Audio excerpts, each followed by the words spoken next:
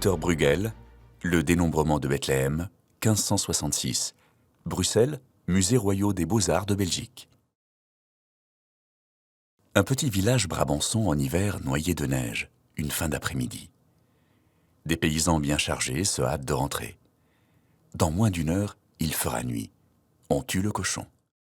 Tableau d'une bourgade paisible à l'époque du petit âge glaciaire qui touche l'Europe à partir de 1550. Les rivières sont gelées, ce qui permet aux hommes de l'arrière-plan de les passer avec prudence, un bâton à la main. Des enfants s'amusent à patiner. 2 ont fait d'un tabouret un traîneau fort confortable. 2 autres jouent à la toupie sur la glace. Un jeune patineur est plus organisé. Il a posé ses gants pour mieux lasser des planchettes de bois recourbées. Une petite fille s'est confectionné une luge avec un panier et avance avec 2 bâtons. Le tableau est parsemé de charrettes de toutes sortes.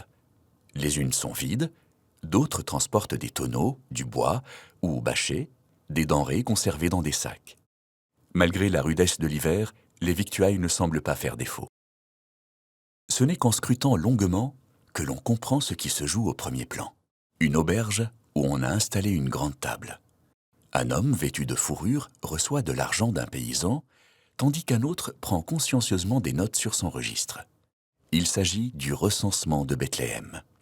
Les collecteurs de taxes sont confortablement assis sous une plaque figurant l'aigle à 2 têtes, surmontée d'une couronne, arme des Habsbourg, marque de la mainmise de la monarchie espagnole sur les Pays-Bas.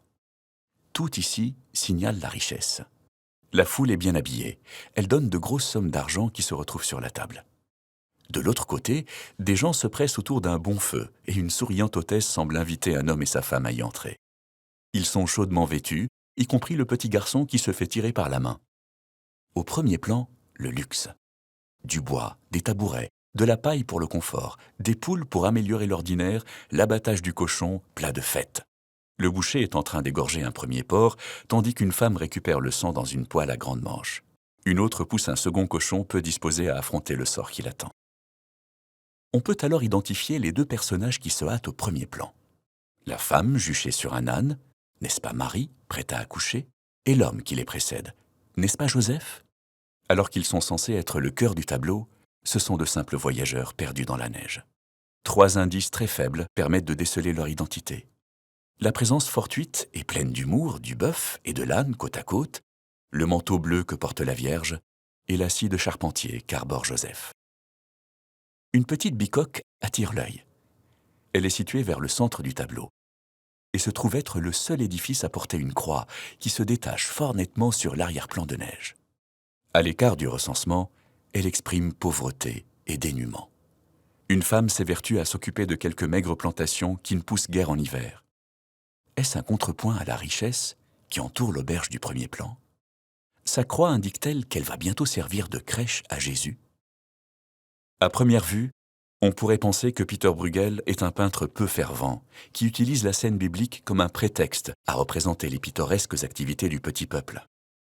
En réalité, c'est un tableau profondément religieux.